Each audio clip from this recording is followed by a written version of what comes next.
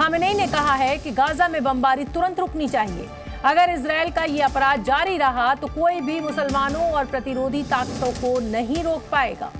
एक तरीके से खामेनेई ने धमकी भरा हुआ लहजा अपनाया है।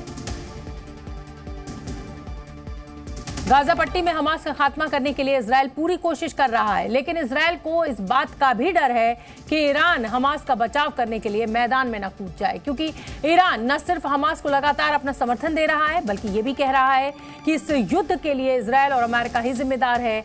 8 अक्टूबर को ही हमास सैन्य प्रमुख अबी उबैदा ने साफ कर दिया था कि जरूरत पड़ने पर ईरान हमास की हर संभव मदद करेगा। دولت امریکا باید پاسخگوی جنایات رژیم صهیونیستی باشد. این دولت آمریکاست که با تمام توان اکنون در حمایت از رژیم صهیونیستی علیه ملت فلسطین و ملت مظلوم فلسطین قرار گرفته.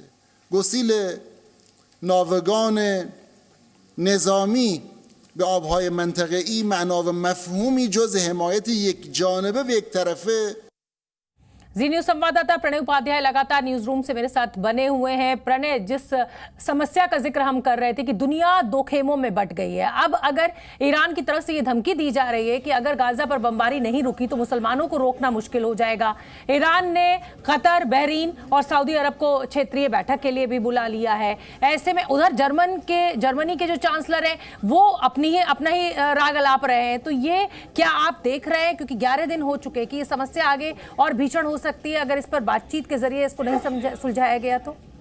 देखिए, ये संकट और भी गंभीर इसलिए होता हुआ नजर आ रहा है क्योंकि इसके अंदर अभी एक भी प्रेशर रिलीज नहीं हुआ है। प्रेशर रिलीज से मतलब है कि या तो अगर बंधक छूट जाते तो कम से कम इजराइल के पास में इजराइल का हाथ रोकने के लिए आपके पास कोई लीवे होता कि भाई आपने बंधक छुड़वा लिए हैं, लेकिन वो ना हुआ। इसके अलावा न तो हमास पूरी तरह से खत्म हुआ, या तो हमास घुटने टेक देता, हमास की तरफ से ये कहा जाता कि भाई हम हार चुके हैं, हम पूरी तरह से इजराइल के सामने सरेंडर कर रहे हैं। ये भी स्थिति नहीं हुई है। तो ऐसे में कोई भी जो समाधान का रास्ता है या जिसको कहा जाए कोई एक एस्केप रूट जो है वो किसी के लिए पॉइंट ऑफ रिटर्न नजर नहीं आ रहा है। और यही वजह है कि इस समय जो सारा कॉन्फ्लिक्ट है ये कॉम्प्लिकेटेड होता चला जा रहा है। और जैसे जैसे एक एक दिन बीत रहा है, इजराइल की बमबारी जारी है, गाजा के अंदर मानवीय संकट गहराता चला जा रहा है। ऐसे में साथ ही दबाव बढ़ रहा है क्योंकि ईरान का बयान देखें आप, सऊदी अरब, इसमें अरब वर्ल्ड भी फंसा हुआ है। और अब इस्लामिक वर्ल्ड की लीडरशिप को लेकर जो कॉन्फ्लिक्ट चल रहा था कि उसके अंदर वो अरब वर्ल्ड या सऊदी लेड लीडरशिप होगी या फिर उसके अंदर ईरान या तुर्की जैसे जो देश हैं उनका दबदबा होगा, कौन इस्लामिक वर्ल्ड की सबसे प्रमुख या प्रखर आवाज होगा,